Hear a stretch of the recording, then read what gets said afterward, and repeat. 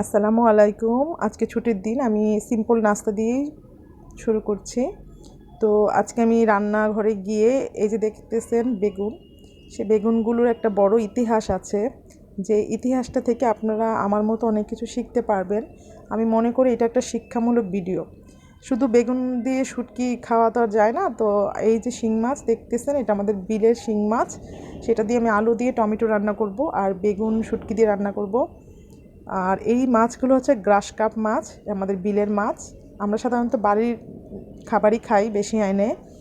আর আমার নতুন আলু দিয়ে ঝাল ঝাল ভর্তা খুব ফেভারেট গরম ভাতের সাথে। চালটাও বাড়ির। তো এখানে দেখা গেছে দুই রকমের ভর্তা করেছে, একটা ঝাল ছাড়া, একটা ঝাল দেওয়া। ঝাল ছাড়াটা আমার ছেলের জন্যে, আর ঝাল দেওয়াটা আমাদের বড়দের জন্যে। তো এই ভর্তাটা প্রচণ্ড ঝাল হয়েছে আসলে। তো যাই হোক, আমি বেগুনের ইতিহাসে চলে যাই কথার ফাঁকে ফাঁকে, কাজের ফাঁকে ফাঁকে। তো আমি বেগুন শুটকি দিয়ে রান্না করতেছি। তো এই বেগুনের কাহিনী হলো, আমরা প্রায়ই, আমি আর আমার ভাবি ছাদে জগিং করি। তো সেদিন সে বলতেছিল যে দুইটা বেগুন গাছে অনেক বেগুন ধরে আছে, তো কেউ নিচ্ছে না অনেক দিন ধরে। কিন্তু আমি এটা খেয়াল করিনি, ভাবিই বলতেছিল।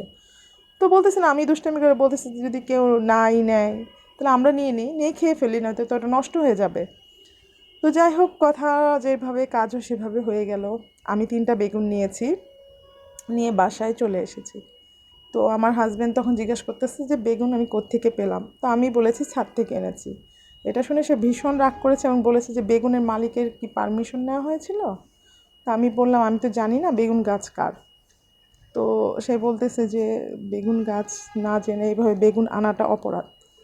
যাই হোক, তার কথা মতো আমি বেগুনের খুঁজে চলে গেলাম। যে আগে আমি চিন্তা করছি দুপুরে খাবারটা খেয়ে আমি কার গাছের বেগুন তার কাছ থেকে আমি ক্ষমা চেয়ে নিব, যে আসলে আমারও মনে হয়েছে যে এটা খুব অপরাধ। তো তার আগে আমি একটু কেকের কথা বলে নিই। এটা হচ্ছে হাতে বানানো কেক। তো আমি একটু খাওয়া দাওয়ার পরে একটু কেক নিয়ে বসেছি, আর চিন্তা করতে রাখলাম যে কিভাবে বেগুনের সমাধান করা যায়। ও ভাবতে ভাবতেই নিচে সিকিউরিটি গার্ডের কাছে জানতে পেলাম যে আমাদের A3 ফ্ল্যাটের মালিক, মানে ফ্ল্যাটের মালিক না, ওরা ভাড়াটিয়া। তো আমি চলে গেলাম ওনার কাছে এবং যথারীতি মাপ নিয়ে চলে আসলাম।